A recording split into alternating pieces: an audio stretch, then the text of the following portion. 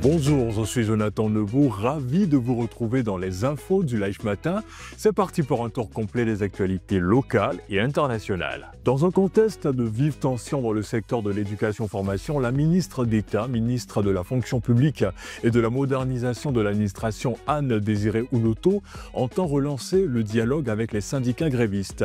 Elle les a reçus le mercredi 9 avril à son cabinet. En République démocratique du Congo, l'ancien président Joseph Kabila a annoncé son retour dans son pays, justifiant sa décision par la gravité de la situation sécuritaire et institutionnelle sur place et par sa volonté de contribuer à la recherche d'une solution à la crise. Au Sénégal, une nouvelle délégation du Fonds monétaire international FMI s'est rendue à Dakar du 7 au 8 avril afin de poursuivre les discussions avec les autorités sénégalaises au sujet de la dette cachée de 7 milliards de dollars révélée par la Cour des comptes au mois de septembre 2024. La commission électorale indépendante CEI a publié le mercredi 9 avril le bilan des réclamations enregistrées dans le cadre du contentieux lié à la liste électorale provisoire.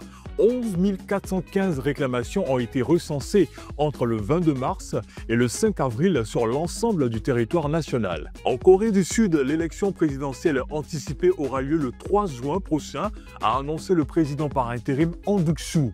Pour rappel, le président Yoon Suk-yeol a été destitué par la Cour constitutionnelle la semaine dernière. En France, financement libyen, l'ancien président Nicolas Sarkozy et ses co-prévenus connaîtront leur jugement le 25 septembre prochain. Le ministère public a requis contre lui 7 ans de prison, 300 000 € d'amende et 5 ans d'inéligibilité. Le président américain Donald Trump a annoncé suspendre pendant 90 jours les droits de douane dits réciproques visant les importations en provenance de dizaines de pays.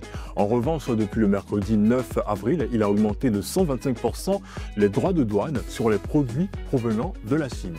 Le directeur général de Standard Chartered Bank Côte d'Ivoire, John Mocom, a été retrouvé sans vie à son domicile d'Abidjan. Certains de ses effets personnels, entre autres téléphones, ordinateurs, voitures, ont été emportés. Une enquête a été immédiatement ouverte afin d'élucider les circonstances de sa mort. Merci de votre attention, je vous retrouve très bientôt. N'oubliez pas de suivre Life Matin du lundi au vendredi de 6h à 9h sur Life Radio, l'information comme tu l'entends.